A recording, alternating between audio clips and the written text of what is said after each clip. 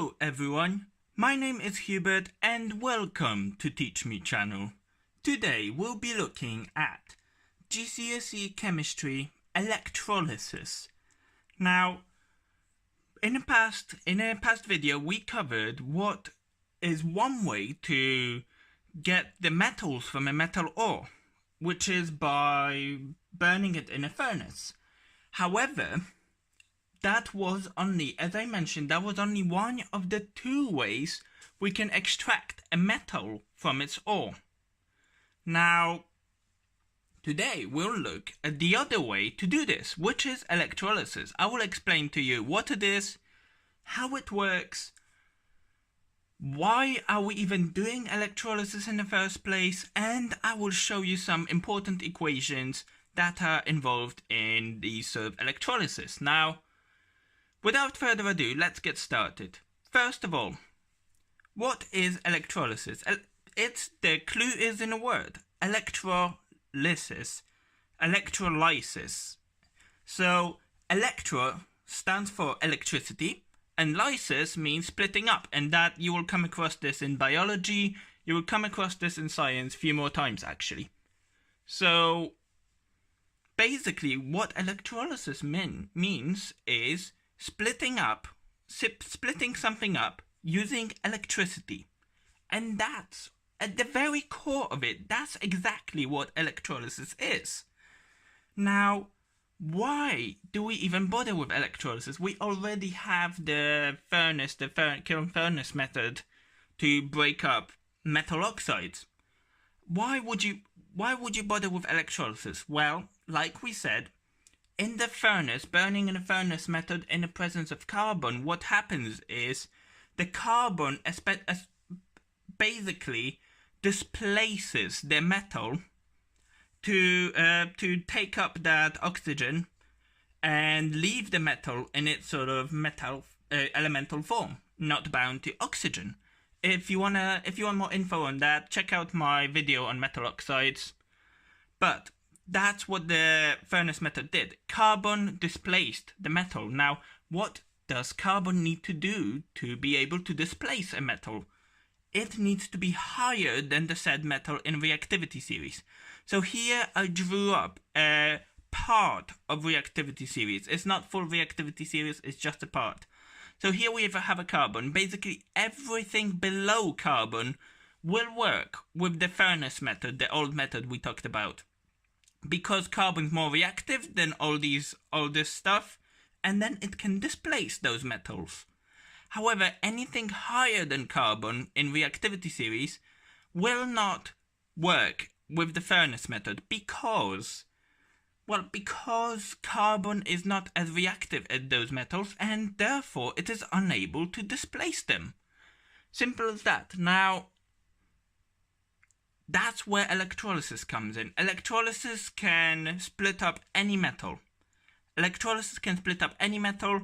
And that's where it comes in. It's mainly used to extract metals from ores that cannot be displaced with carbon, that are higher than carbon in reactivity series.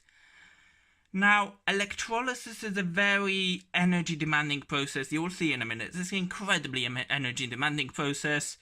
It needs a lot of electricity, a lot of heat, and therefore electrolysis is the sort of second choice. If you can't do the kiln method, then you have to go to do electrolysis. But preferably, economically, electrolysis makes more sense.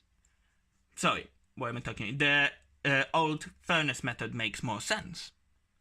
Whereas electrolysis is the more expensive method. That's why it's only used for the metals above carbon in reactivity series. Now, so we covered why we're doing electrolysis. Now, how does electrolysis work? Well, electrolysis works essentially by establishing a circuit. So here I use magnesium oxide as an example. As you can see, magnesium is quite a bit higher than carbon in reactivity series. And so we are going to split magnesium oxide using electrolysis. We insert two paddles. One paddle is a cathode, which will have a negative charge across it, and the other paddle is anode, which will have positive charge on it. Now, so we have those two paddles with opposing charges. Now, if we think about this, we talked about structure of metals in one of the past videos.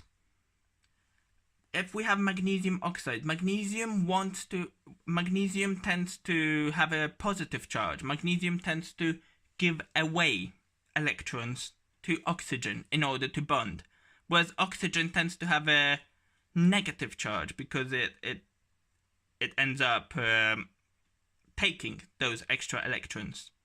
So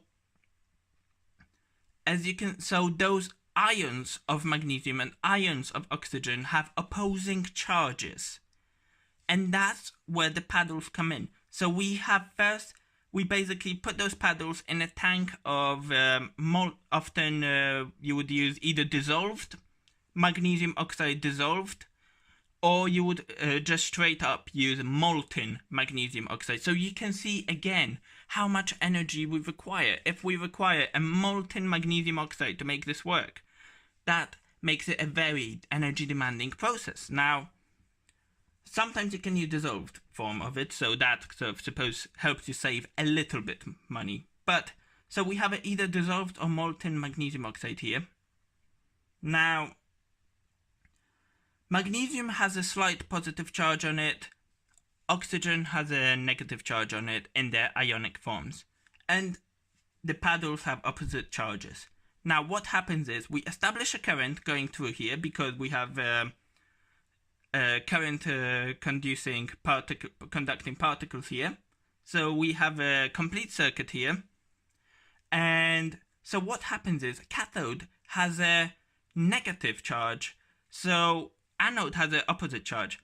Oxygen has a negative charge and magnesium has a positive charge. So what happens is magnesium pulls towards cathode and oxygen pulls towards anode, which is positively charged. And then what happens, because we're supplying so much electricity, we are putting the molecule under such a pressure that eventually it will split. Magnesium oxide will split into magnesium ion and oxygen ions. It will split. So it splits into Mg2 plus and it splits into O2 minus. Now, magnesium 2 plus is basically missing 2 electrons in order to become the metal form. So magnesium 2 plus has a positive charge. It's attracted to the negatively charged cathode, and then there it picks up 2 electrons, and then it drops down to the bottom of the tank as a magnesium in its pure sort of metal form. Now, the elemental form, more accurately speaking. So what happens at the anode? Well, oxygen is negatively charged, anode is positively charged. Oxygen is negatively charged, so it has extra electrons.